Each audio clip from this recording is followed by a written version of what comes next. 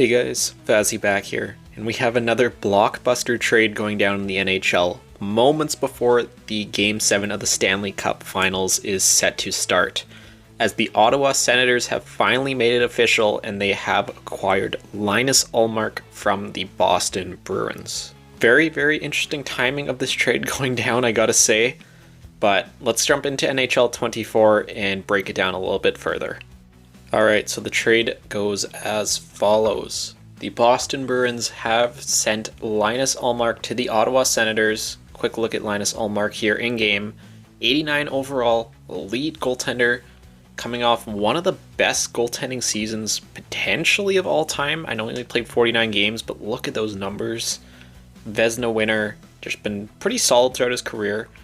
Look at his in-depth stats, a former pick of the Sabres. He will have 1 year left on that contract at $5 million. No extension as part of this deal. To Boston goes the Bruins first. That was part of the Tyler Bertuzzi trade, I want to say.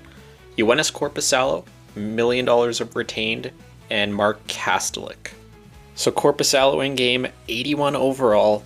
He's been just such a weird player over the last couple of years. In LA, he had a really good stretch. He was actually doing not too bad in Columbus, but he's been so up and down. Very inconsistent. There's been moments where he looks good. There's been moments where he's been brutal. So very interesting get for the Bruins. At least they are retaining $1 million of that salary, 25%, only paying him $3 million as the backup. And Mark Kastelik also part of this trade. Not too much here, from being honest, just a bottom six kind of grinder forward. Do expect him to get some ice time for Boston, but it will just be in the bottom six. So trying this trade in-game to Boston, see what the Bruins say. Trade rejected. So that was more or less expected. Let me go and force this trade through, and then we can take a look at both the lines for these teams after this trade.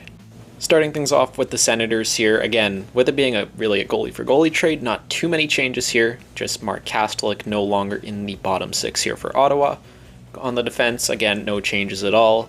Chychrun, a guy likely on the move, maybe we'll be making a video about him again soon. But then in the net, you have Linus Ullmark backed up by Anton Forsberg.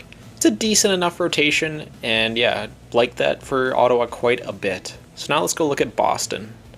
Boston Bruins, so again here, forward core-wise, it doesn't look like they actually have Kastelik in the lineup. I'm guessing with some of the pending UFAs that won't be the case. Looking on the defensive side of things, again, no changes here whatsoever. And then obviously in the net, you have Jeremy Swayman, 90 overall, backed up by Korpisalo. So again, yeah, he is only going to be making $3 million. And then Swayman this summer, you are going to have to sign. He's going to be looking for quite the raise. But he is your number one guy now. There is no competition between him and Ullmark. You're not going to get the same thing with Korpisalo. And then, yeah, there's Kastelik scratched. Do expect him to get into the lineup for the start of next season. And then quickly just giving my thoughts on the trade here today. And it's an absolute slam dunk win here for the Ottawa Senators. You're getting a Vezina goalie for really a first round pick. A goalie who's been underperforming for you on salary retained. And a bottom six player. There's nothing wrong at all there for Ottawa. It's an absolutely great trade for them. For Boston, I'm kind of confused. Like, how do you not get a better return for Linus Ullmark?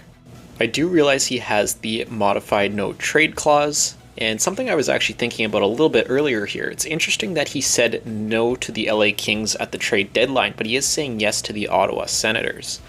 Maybe it's just something he likes the makeup of the team in Ottawa a little bit more, thinks they're more of an up-and-coming, or maybe he just didn't want to play in LA. Again, that's something we won't know. But I guess the no trade clause and where he was willing to go really did maybe affect the price for Boston, just not being able to get as much. You are still getting a first, although it is a later first round pick this year, being 25th overall. You can still get a pretty decent prospect with that. Again, probably not going to be anything too outstanding, but hey, you never know. So you get a first round pick, you get a bottom six guy for next year, and then you get your backup goalie. Again, it's definitely not great, that's for sure, but at least you're getting something back for your team. But overall, I think that's going to do it for this trade breakdown here today. Again, I expect that we'll see quite a few more trades here going down as we lead up toward the NHL draft here in just a couple of days. Definitely let me know what do you guys think of this trade down in the comments below. But that'll do it for this video. I'll see you all in the next one.